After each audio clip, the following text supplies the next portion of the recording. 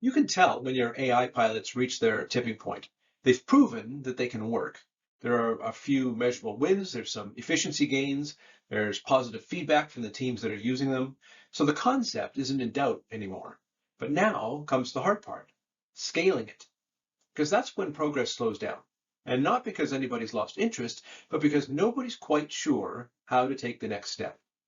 The prototypes that you're using, they remain in use, but they're kind of at the edges or the fringes of operations. They're visible and they're valuable, but they're disconnected from the rest of the system.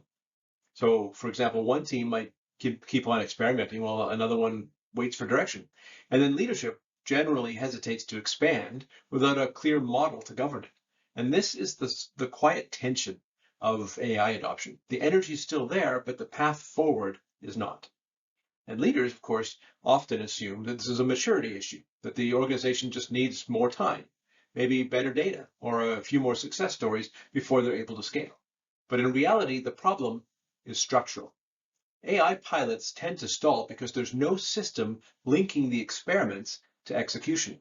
And without that system, what works in isolation can't be replicated across teams. So insights remain local, and hard-won lessons never become process. Integration doesn't fail because of resistance, it fails because there's no design for it. Now, in every organization that turns AI from novelty into an actual competitive advantage, there's an invisible framework underneath that takes care of that work. For example, they don't treat pilots as a proof of concept. They treat them as prototypes of systems. They design clarity around what problem the AI is solving and why it matters to the business. They establish control through governance, through versioning, accountability, and measured iteration. And they build capability by embedding AI fluency and reusable assets into their existing operating rhythms. And that triad, that clarity, control, and capability, that's the difference between an experiment and an evolution. It's what allows a promising use case to become a standard workflow. AI doesn't fail because it stops working. It fails because we never decided how to make it part of the system. And without that decision, even the most successful pilots remain suspended somewhere between potential and proof of concept. They demonstrate value, but they don't change how the organization operates. While teams are waiting around for a scaling strategy, the momentum just quietly dissipates, and then everything stalls. Now, here's why this happens so predictably in otherwise capable organizations. First, the pilots solve local problems, not systemic ones. Most teams start by tackling the pain points that they can reach, like a repetitive manual task or a reporting bottleneck. The pilot might succeed, but its benefits are confined to that domain. There's no architectural plan for how it connects to adjacent workflows. Number two, ownership isn't structured for cross-functional scaling. AI pilots often cut across domain departments like product, operations, IT, data governance. But the responsibility to integrate them rarely does. And without a single accountable owner, scaling just falls into the cracks between silos. Number three, there's no bridge between proof and process. The pilot team documents results, but not design. How prompts were tuned, how data was cleaned, how output was validated, those all stay in personal notes or chat threads. The next team can't replicate what worked before because the process isn't codified. Number four, change control arrives too late. When leaders finally greenlight scaling, then the risk teams step in. There are security reviews, there's data compliance, workflow audits. All these things are necessary, but all of them are reactive. Integration becomes a restart instead of a continuation. Each one of these examples is a process problem, not a people problem. The solution is not to push harder, it's to design a structure that connects local learning to organizational systems. Now, to move from pilot to practice, organizations need more than enthusiasm. What they need is a blueprint. And here's a system that executives can put in place before expanding any AI initiative. First, define the business problem, not the technology test. Anchor every pilot to a measurable business objective. Cycle time, throughput, quality improvement. Make the tool serve the goal, not the other way around. Number two, map the current process. Before automating, document how the work actually flows. Handoffs, dependencies, delays. Integration succeeds only when the existing system is visible. 3. Decide on success criteria upfront. Set clear metrics and commit to them. If a pilot reduces manual time by 40%, decide in advance what threshold qualifies it for expansion. Number 4, pilot with a tight observable scope. Keep it small enough to monitor deeply, but structured enough to replicate. A focused success is more scalable than a broad, vague one. Number 5, capture and codify learning. Document not just results, but methods, data sources, prompt templates, validation steps. This turns experience into repeatable assets.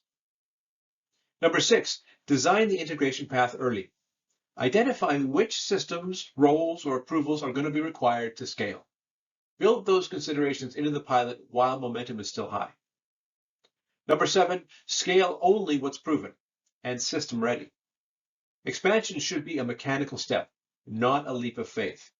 If a workflow isn't ready to plug in cleanly, it's not ready to grow. The key takeaway from all of this is that systemization bridges the gap between proof and practice. It turns AI from a series of wins into a repeatable way of working. For example, across dozens of organizations experimenting with AI, from software studios to service operations, there's a familiar pattern that tends to emerge.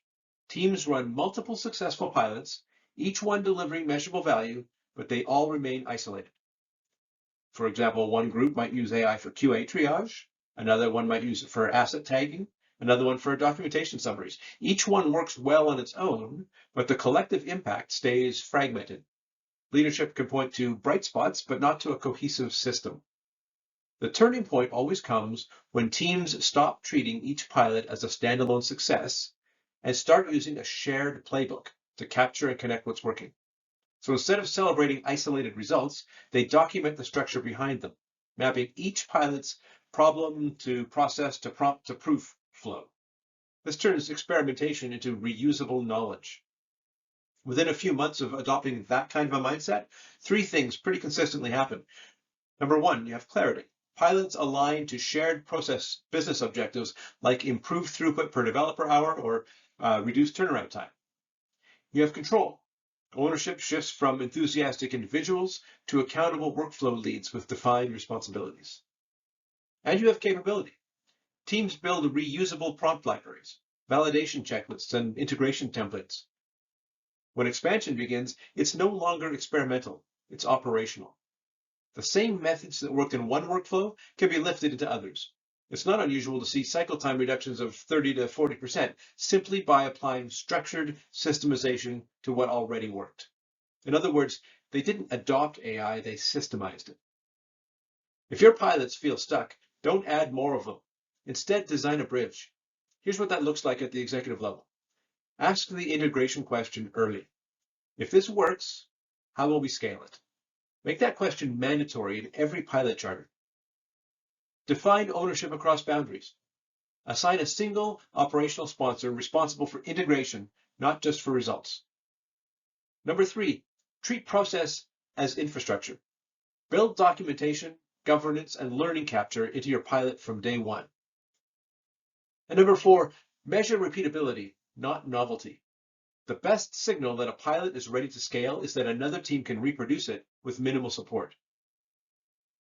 The upshot is that progress doesn't come from more experiments. It comes from turning what works into how we work. These shifts might sound procedural, but they're what separate organizations that dabble with AI from those that integrate it into their operating system.